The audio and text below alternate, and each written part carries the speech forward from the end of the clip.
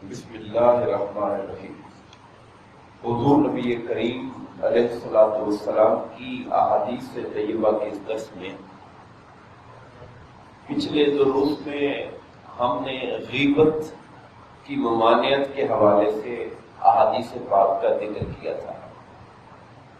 قرآن و سنت کی روشنی میں یقیناً غیبت کرنا یعنی کسی کے پیٹھ پیچھے اس کی برائیوں کا ذکر کرنا، اللہ پاک نے اسے گناہ اور حرام قرار دیا ہے۔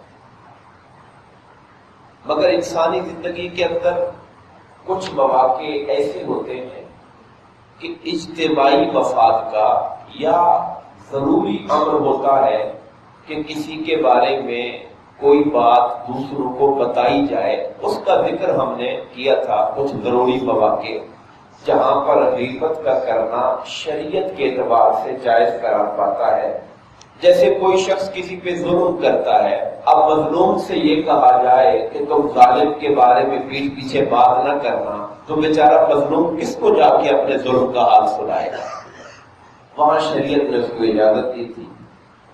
اسی طرح کوئی آدمی غلط راستے پہ چل رہا ہے تو اس کی خیر خواہی کی خاطر اس کے کسی دوست کو، اس کے والد کو، اس کے کسی قریبی اثر رکھنے والے شخص کو آگاہ کرنا کہ وہ اسے اس غلط راستے سے روکے، تو یہ چیز بھی غیبت کے اندر شمار نہیں ہوتی۔ اسی طرح کوئی شخص فتویٰ طلب کرنے کے لیے، شرعی مسئلہ دریافت کرنے کے لیے کسی عالم دین اور مفتی کے پاس جا کر صورتحال بتاتا ہے، تو یہ شکل بھی شریعت کی نگاہ کے اندر غیبت کی حرام شکل نہیں ہوتی ہے۔ الغرض اور بھی بہت سی شکلیں ہیں جن پر ہم نے گفتگو کی تھی، اور میں نے عرض کیا تھا کہ ہم اب یہ جو جائز ہم نے باتیں بتائی ہیں، اس کے پیچھے کون سے دلائل ہیں، احادیث کون سی ہیں، ان کا ذکر انشاءاللہ ہم آج کریں گے۔ ام المومنین حضرت عائشہ صدیقہ رضی اللہ تعالی عنہ سے روایت ہے کہ ایک آدمی حضور نبی کریم علیہ الصلوۃ والسلام سے ملنے کے لیے آیا اور اس نے ملاقات کی اجازت مانگی، تو سرکار نے فرمایا اس کو اجازت دے دو، اور اس کے آنے سے پہلے حضور نے اپنے ساتھ بیٹھے ہوئے لوگوں سے کہا کہ یہ اپنے خاندان کا بڑا برا آدمی ہے، یعنی اپنے خاندان میں سب سے برا بندہ ہے یہ۔ اب اس کو بلا بھی رہے ہیں، ملاقات کی اجازت بھی دے رہے ہیں، اور اس کے آنے سے پہلے ساتھیوں کو بتا رہے ہیں کہ یہ خاندان کا برا آدمی ہے۔ علماء کرام نے لکھا یہ بتانا اس لیے سرکار نے ضروری سمجھا کہ اس کے ساتھ ملاقات کرتا دیکھ کر، اور ظاہر سرکار کا اپنا اخلاق حسنہ ہے، جب ملیں گے تو اچھے اخلاق سے ملیں گے تو کہیں باقی لوگوں کو دھوکہ نہ لگ جائے کہ یہ بندہ بڑا اچھا آدمی ہے اور لوگ بعد میں اس سے معاملہ کر کے نقصان نہ اٹھا بیٹھے، اس لیے سرکار نے اس کی وضاحت بھی فرما دی کہ یہ بندہ ٹھیک نہیں۔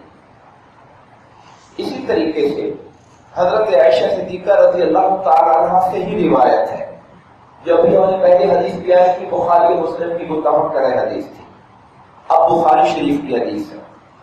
آپ فرماتی ہیں کہ حضور نبی کریم علیہ السلام نے فرمایا کہ میرے خیال میں جو فلاں فلاں بندے ہیں، آپ نے کچھ لوگوں کی طرف اشارہ کیا، وہ دین کے بارے میں کچھ نہیں جانتے، ہمارے دین کے ساتھ ان کا کوئی تعلق نہیں ہے، اصل میں وہ لوگ منافق تھے، ان کا منافق ہونے کا لوگوں کو پتہ نہیں تھا، اس لیے آقا انعامدار نے ان کے بارے میں بتا دیا کہ ان کا ہمارے دین کے ساتھ کوئی تعلق نہیں ہے، تاکہ جو مسلمانی کے شبہ کے اندر کہ یہ مسلمان ہیں، ان کے ساتھ معاملہ کر کے کوئی نقصان نہ اٹھا بیٹھے، دھوکہ نہ کھا بیٹھے، تکلیف نہ پہنچ جائے ان کو۔ تو آقا انعامدار نے ان کی غیر موجودگی میں ان کے دین کا نہ ہونا بیان کیا، جو کہ عام شکل میں غیبت بنتی تھی، مگر سرکار نے اس کی اجازت عطا فرما دی کہ اس سے اگر لوگوں کو فساد کا خطرہ ہو تو فساد مٹانے کے لیے کسی کا عیب ذکر کیا جا سکتا ہے۔ حضرت فاطمہ بنت قیس رضی اللہ تعالی عنہ خاتون صحابیہ حضور نبی کریم علیہ السلام سے ملاقات کرنے کے لیے، مشورہ لینے کے لیے حاضر ہوئی۔ مشورہ کیا مانگا؟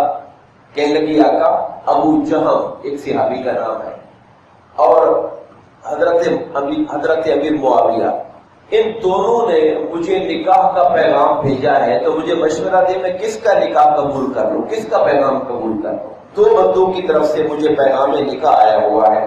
سرکار نے فرمایا رہا معاویہ، وہ تو مفلس آدمی ہے، غریب آدمی ہے، اس کے تو خرچے ہی وہ تمہارے پورے نہیں کر سکے گا۔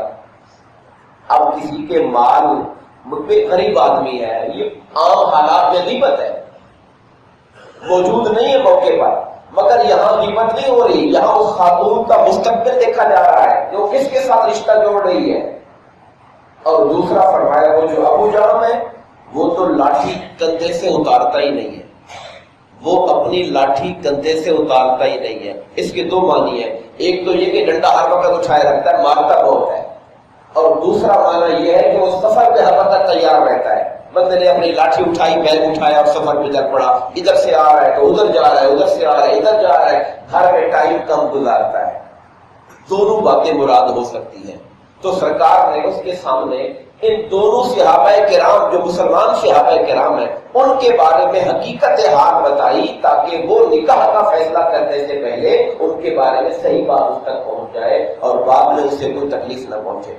تو پھر سرکار نے اس کا نکاح اپنے محبوب صحابی حضرت اسامہ بن زید سے کروا دیا تھا، ان دونوں سے نہیں کروایا اور حضرت اسامہ سے اس کا نکاح کروا دیا تھا، اور وہ زندگی بھر ان کے ساتھ بڑی ہنسی خوشی ان کی زندگی ان کے ساتھ گزری تھی۔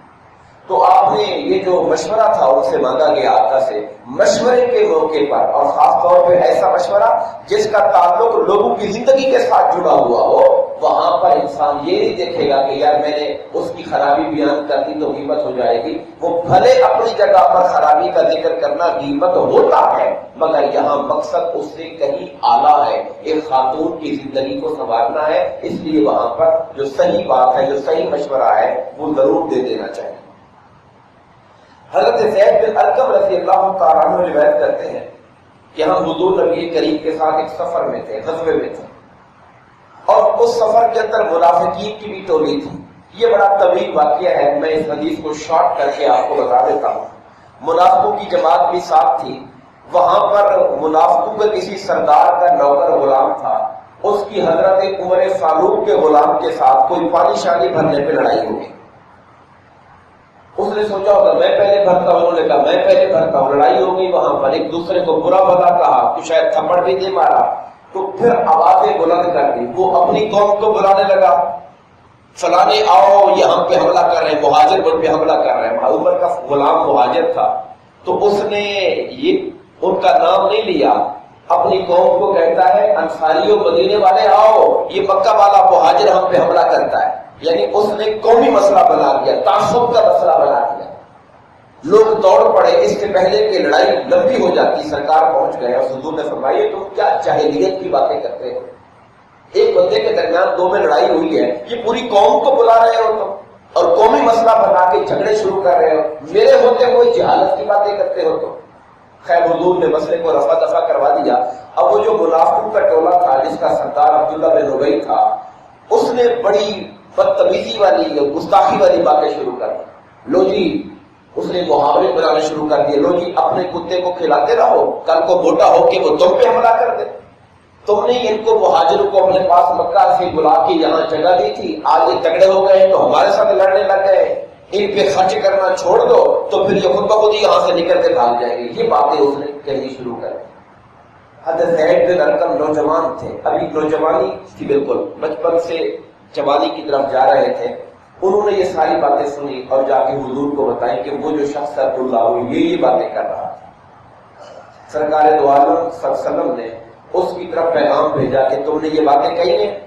اب وہ اللہ کی موٹی موٹی بڑی بڑی قسمیں آپ کہنے لگا یہ بچہ جھوٹ بولتا ہے، میں نے کوئی ایسی بات کی، حالانکہ وہ باتیں کہی تھی اس نے، مگر اس نے کہا کہ یہ جھوٹ بولتا ہے۔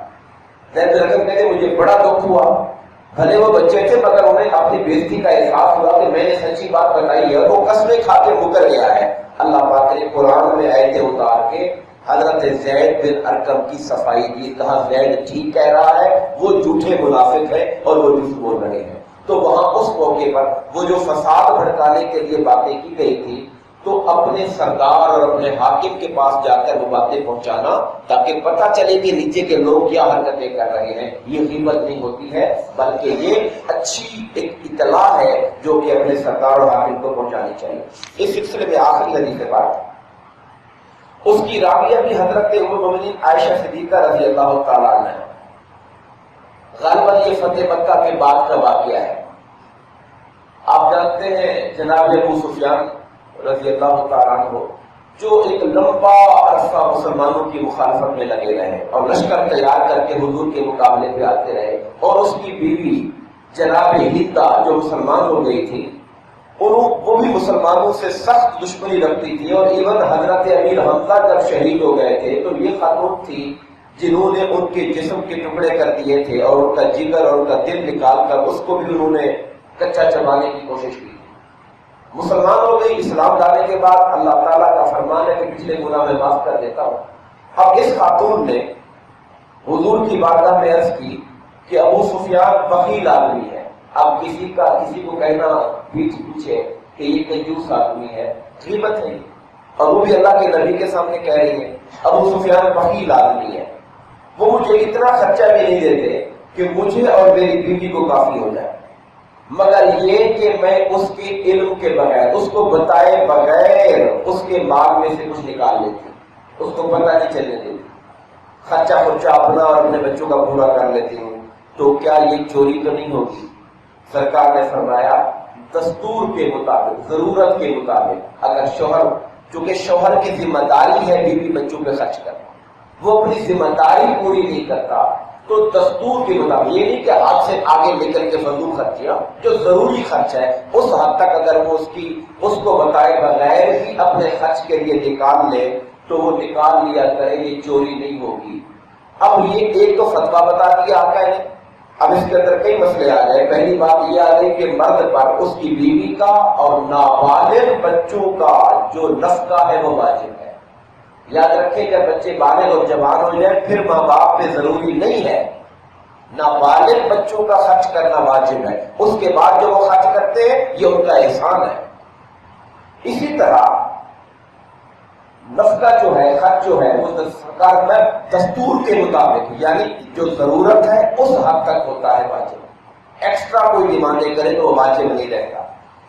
تیسری بات یہ معلوم ہوئی کہ مسئلہ پوچھتے ہوئے اگر غیبت کی بات ہو جائے تو یہ غیبت نہیں ہوگی بلکہ شریعت نے اس کی اجازت دی ہے. اور چوتھی بات یہ ہے کہ بیوی کا خرچہ اگر پورا نہ ہو تو بقدر ضرورت شوہر کے مال سے لے سکتی ہے. یہ مختلف مواقع تھے جس کو ہم نے احادیث پاک کی شکل میں بتایا کہ اگرچہ صورتاً اور شکلاً یہ غیبت بنتی نظر آتی ہے مگر بعض معاشرتی مفادات کی وجہ سے اللہ اس کے رسول نے اس کی اجازت دی ہے. دعا فرمائیے اللہ تبارک و تعالی ہمیں حلال اور جائز رستے کو اپنانے اور ناجائز اور حرام سے بچنے کی توفیق عطا فرمائے. آمین. وما علینا الا البلاغ المبین.